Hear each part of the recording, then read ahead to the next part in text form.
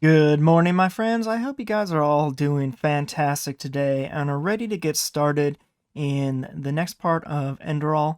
My name is Harness. This is going to be chapter 29 of Quest Play Enderal.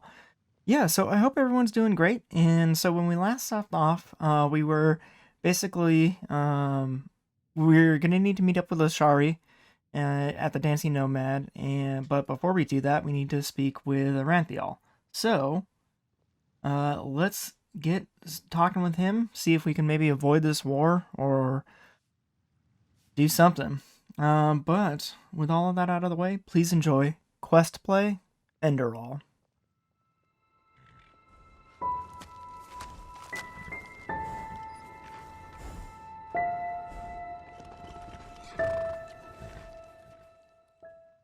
Okay, so Ranthial, where is he? Where'd he go?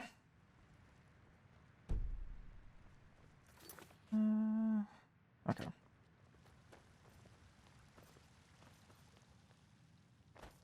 Guess he went down here somewhere.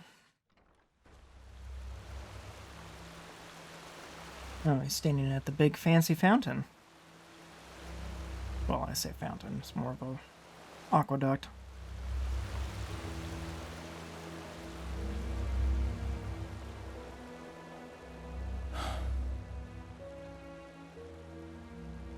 What was that about? Your argument with Natara in the Emporium? Irrelevant. This madman, Koarek. He has completely reshuffled the cards. Now we not only have to deal with the High Ones, but also with him and his fanatics. However, there's also good news. You have probably seen it already. You managed to reconstruct the beacon. Physically, yes. And we also know how it works now, and how it can put an end to the cycle. How? It is easier than we thought. The beacon was constructed for one thing, to destroy the High Ones. Once reconstructed, infused with energy and activated, lit, as the Pyreans called it, it can banish the High Ones from this plane of existence.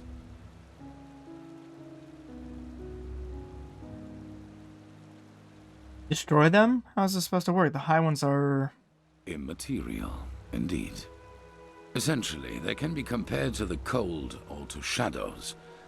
Omnipresent elements, yet we cannot touch them. Energy, if you will. However, there is a counterpart to each energy. Cold and fire, shadow and light. The High Ones and the beacon. So you mean that the beacon is some kind of counterpart to what the High Ones are?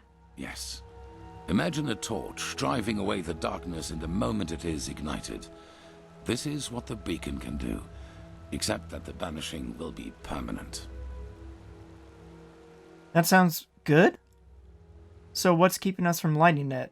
Shavrim mentioned sources. Yes, as I said, it needs to be infused with energy before it can be lit. I take it you have noticed the 3 sockets on its base. They are what it draws its power from. Once they are filled, the beacon can be ignited and the High Ones will be undone, once and for all. At least, if the old writings are true. The only thing left for us to find out is what these energy sources are. But we are close. Give the Arcanists some more time and I will let you know if there's any news. In the meantime, get equipped accordingly. Some of the Neremes have landed already, and outbreaks of the Red Madness become more and more frequent as we speak.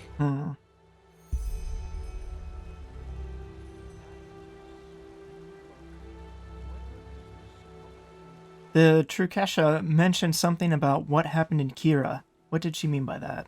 Well, it's only fair to tell you. You've always been honest to me, so I will do the same.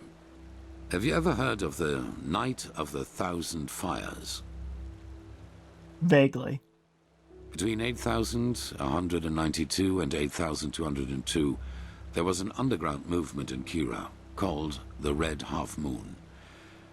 They were brought into being by a group of intellectuals and philosophers who, under all the freedom of thought Saldrine granted them, started questioning the reign of the Golden Queen and thus the Lightborn themselves.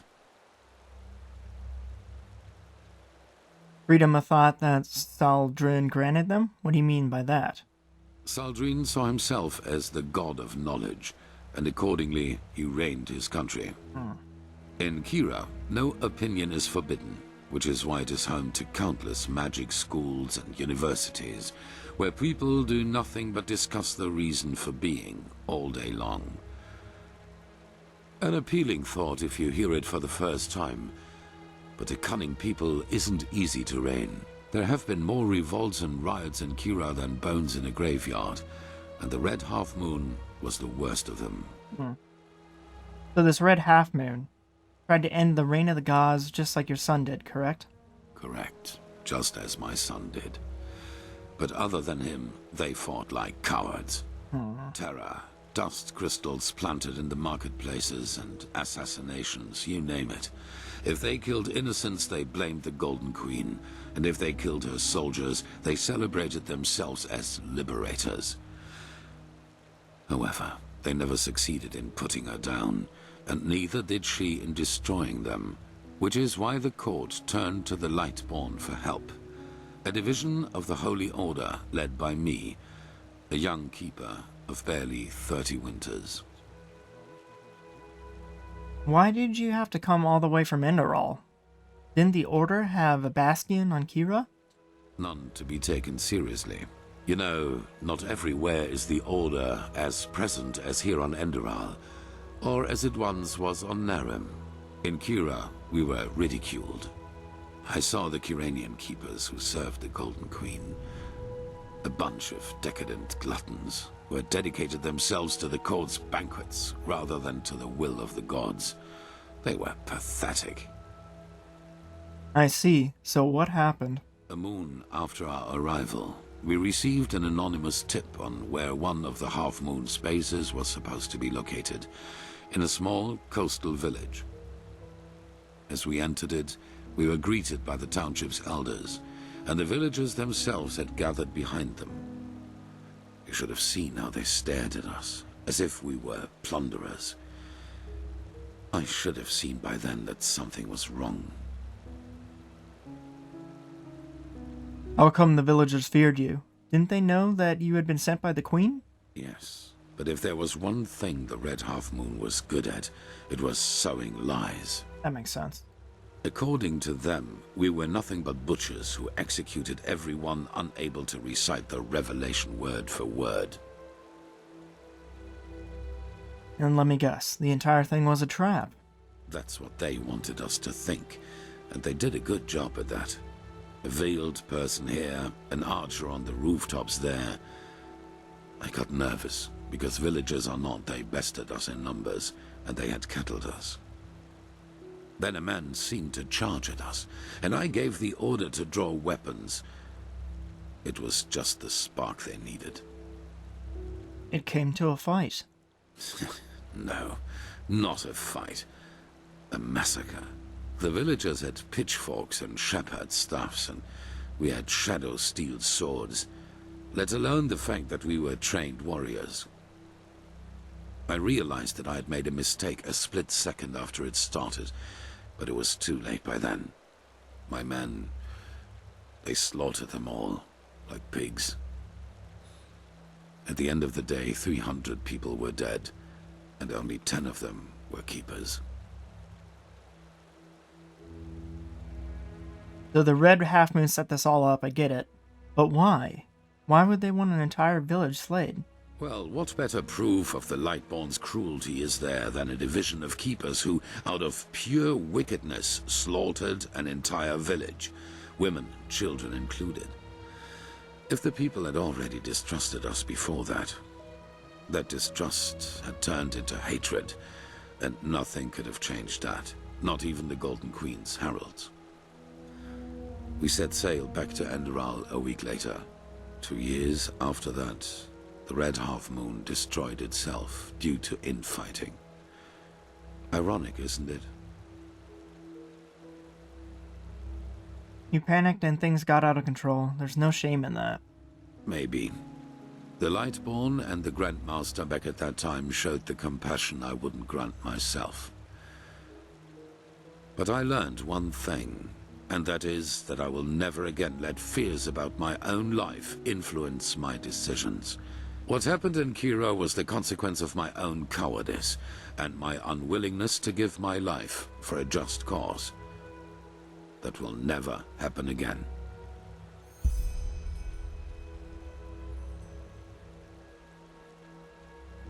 There's something that I need to tell you. Back on the Half Moon Island, the High Ones told me something there. What? Terranar Korak sees himself as one of the emissaries too, the Messiahs. Really? That's interesting. Provided this is true, that means that the emissaries aren't just people who fight the cleansing. They are people who fight for it too. And that also means that whoever granted us our powers and our purpose isn't an enemy of the High Ones, but a neutral party.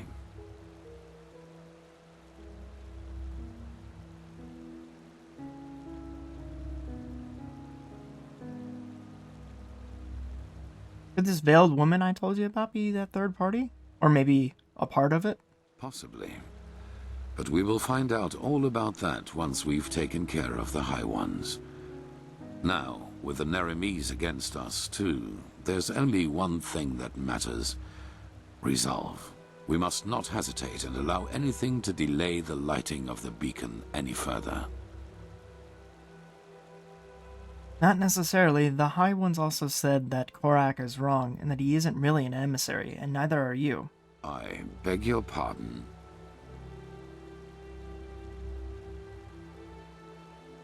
Nothing. Forget I said anything. I will not. What did you just say? Well, according to the High Ones, Korak only thinks of himself as an emissary because he wants to feel important. What? And the same goes for me? That's ridiculous. They wanted to deceive you, to sow discord. I saw the threat the cleansing posed before anyone else did. And without me, we would have never come that far. Something changed inside me since I fled from my prison. I feel it. And it is the same thing that made you a part of all this. Now, enough of this.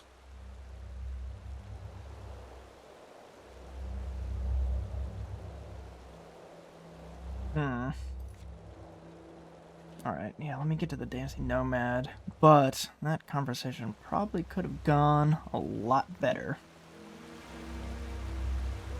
But it is what it is.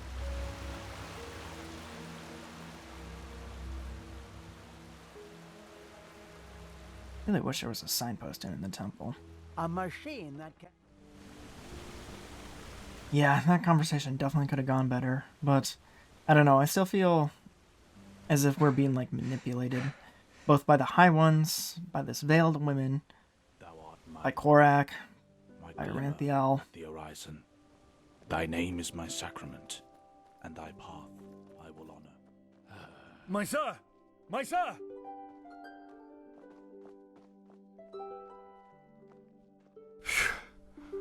There you are. I've been looking for you for days. Do you remember me? You, helped me back in the ruin. Well, Dothelgrad, you were that farmer who... Shh, not here. Mm-hmm. I just came to thank you. Thanks to you, I was able to pay me debts, and both my family and the farm is safe once again. As you can imagine, I don't have any money to show you my gratitude, but I thought that this might be useful to you. Take it. It's the least I can do.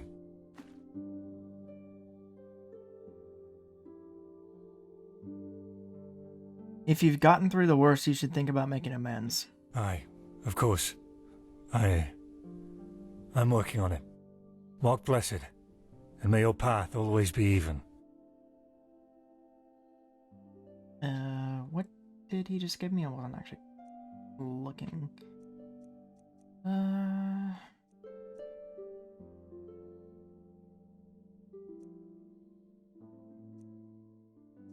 Oh, learning book. Awesome.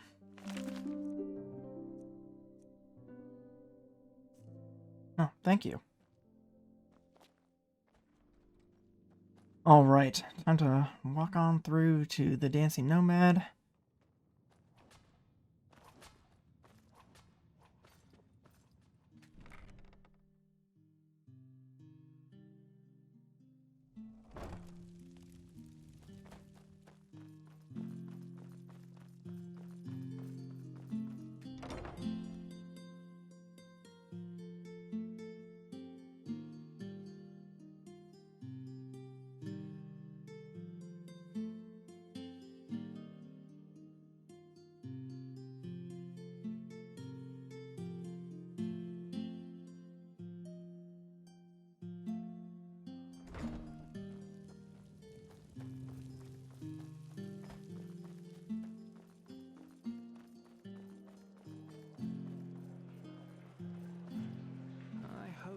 Greetings!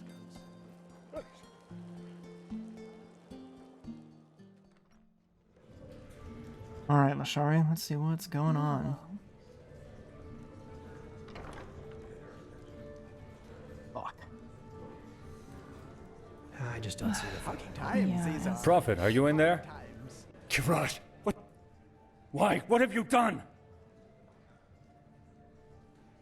Now, I could ask you the same thing. Strange coincidence that you're here. Watch your tongue, Shari. Be glad that the blood is already dry, or else you'd be nothing but a pile of bones by now. Forgive me. I just can't believe it. Anyone but Lashari? Yes, I know, Nea. But she was a good woman. We both know that we're not involved in this, so please tell me why you and Lashari wanted to meet up here? Were the two of you close? It's been a while since there was a man at Lashari's side. No, it wasn't like that. So why?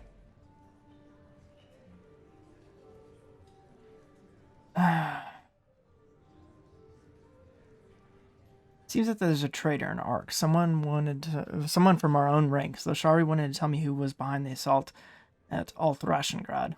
What? Then this bastard got wind of it. Oh, Kirash, Lashari, why the secrecy? Maybe the murderer has left a clue. We have to search.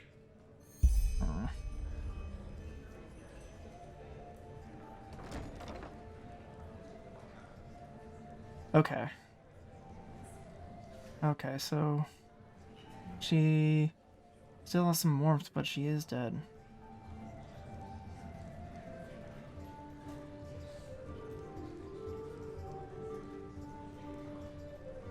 What's this?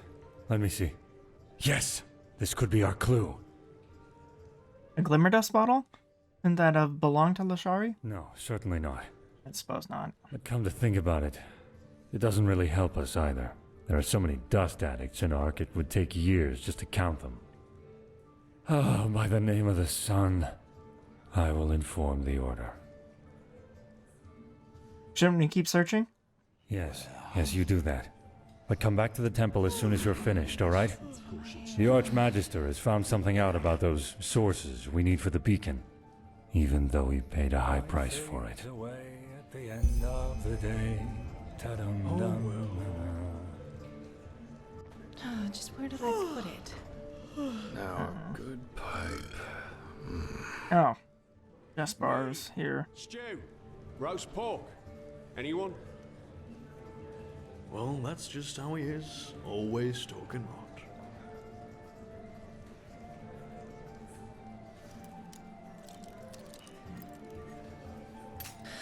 Men, that's just how they are.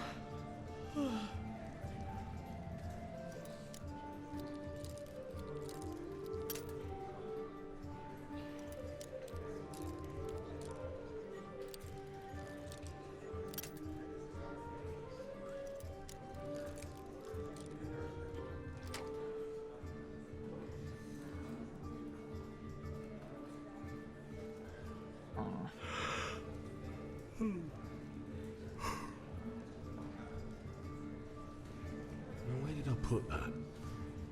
Good pipe of peace, mate. No, Jesus, why is that stuff so I'm expensive? not seeing anything.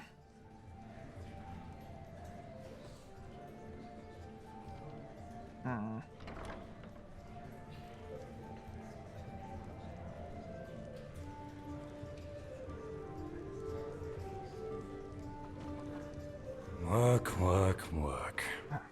Fuck. Potatoes, garlic, radish. Yeah. Any of you people see anything? Huh? Huh.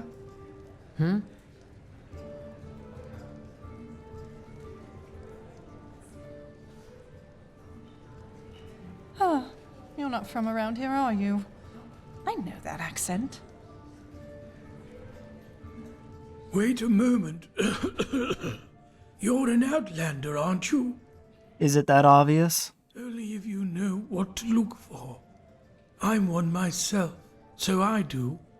Balhazel, pleased to make your acquaintance. Tell me, if you're new in this city, are you perchance also looking for work? Excuse me, what was I saying? I'm looking for a hand. What did you have in mind? It's simple. I want you to find something for me. You know, I'm a healer, just like my father was, and my grandfather before that. When he came to this country, he did so because he had been hired by an Arca noblewoman, a bright lady who valued science and the arts of healing. In any case, my grandfather spent a large portion of life working for this lady in an old, abandoned fort near the now deserted village of Fogville. Together with a good dozen other apothecary, he planned for my father to succeed him. But before he had the chance to, the mushroom plague occurred. Work, work, work. Mushroom plague? You mean the plague that destroyed the Whisperwood? Yes, that one. The spores of those mushrooms have literally sucked all the life from the forest and its surroundings. Plus, they are a threat to everyone who comes close. I see. Did your grandfather's work have anything to do with the plague? It does seem likely, doesn't it? Both my father and I have asked my grandfather this question too, but he has always denied it. The plague was a magical phenomenon, a freak of nature, no more, no less. Those were his words. However, I've made some troubling discoveries which have led me to doubt that. I believe the plague might have been fabricated. Fabricated? But why would anyone want to do that? Well, this is exactly what I want you to find out. Unfortunately, the noblewoman who my grandfather worked for has long been dead, and she was the last in their bloodline, so I couldn't find any answers there. But the old fortress where they worked still stands. Why is this so important to you? Isn't that obvious? Because I want to understand. You know, we Arzelines believe in the debt of blood. If my grandfather committed a crime, it is my responsibility to atone for it. Plus, I believe that if there was a way to, well, to cure that plague, it is hidden within that fortress. Whatever harm the mushrooms can do, they can also reverse it. My father never cared much about all this, but I'm different. If there's one thing I want to achieve in my life, then it's clarity. I'll see what I can do. Where can I find the fortress, and what do you need me to look for? Reports, scrolls, samples of their work. Anything that could be of relevance. Just look around. Do you have a map? Here, the fortress should be in this area. Best you take Myra to Fogville. In the village harbour, there was a hut where my grandfather lived when he was off duty. Chances are you'll find a key to the fortress there. Good luck, and thank you. If you have found the material, you can find me in the Undercity, near the old waterworks. My laboratory is there. Jesus, why is that stuff so expensive? Alright, I heard Jespar.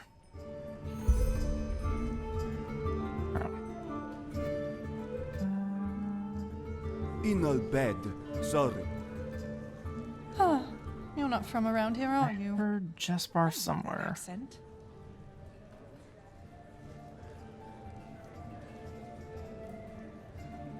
Now you're quite the sight.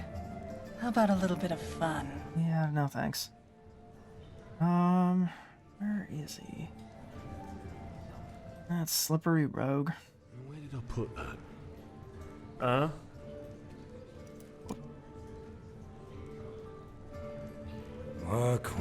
Work. Just bar. Damn. Hoping he could help me with this investigation. But the other thing that I'm confused about is Shari, when I interact with her, I can feel her pulse. Her body has some warmth, but she is dead. That doesn't make any sense. How could I feel her pulse and warmth if she was dead? There's gotta be something I'm missing here.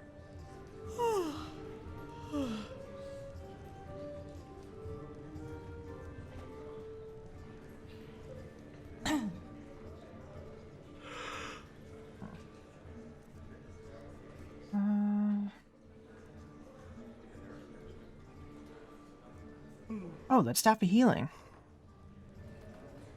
Yes, you... Okay, where's that secure chest? Sir, I don't know who you think you are, but no one breaks the law and gets away with it. Okay, yeah, whatever. Right.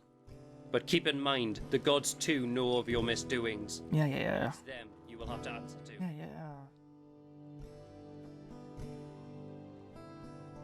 Yeah. Didn't have time for that. Yeah. Yes? Not as if I didn't tell them that already.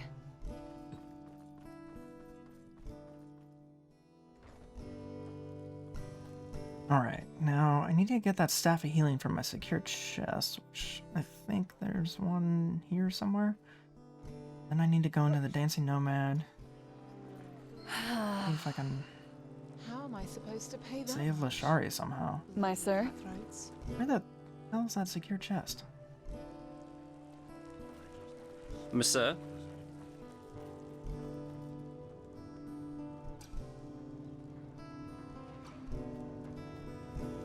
Greetings.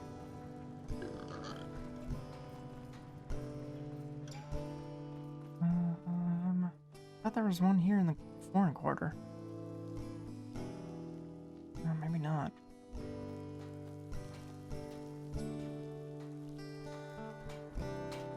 Smith's hard at work.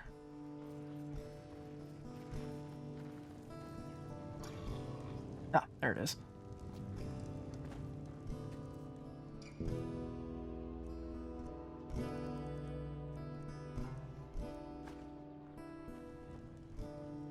Okay, now back to the Dancing Nomad, which is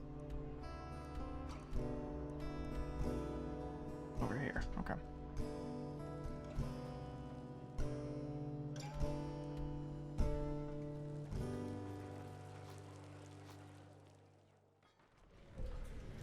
What time is it? 1 in the morning. Yes, you should go into the Whisperwood and see what you can find in the old fortress. I'll wait for you in the Undercity, in my laboratory.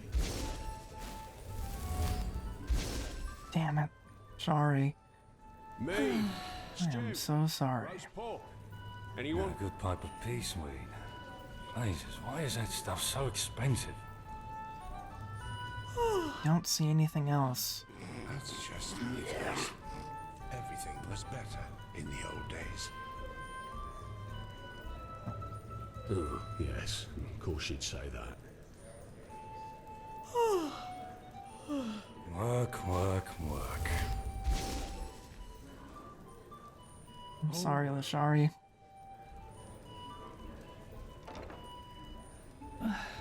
Yeah, as if. Oh. Don't these people ever go to sleep? She-Ra. Now, where did I put that? Potatoes, garlic, radish. Yeah, that should be it.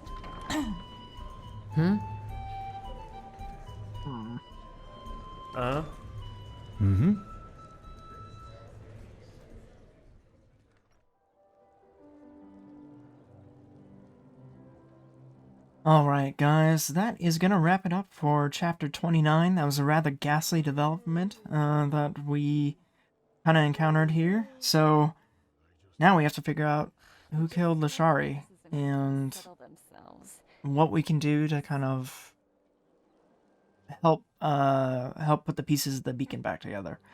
But yeah, so if you guys enjoyed this video, like rating is always appreciated, as well as a subscription for more of the same content, and it really does help the channel grow, and I would truly appreciate it. I hope you guys have a fantastic rest of your day, and I will see you next time. Bloody cutthroats.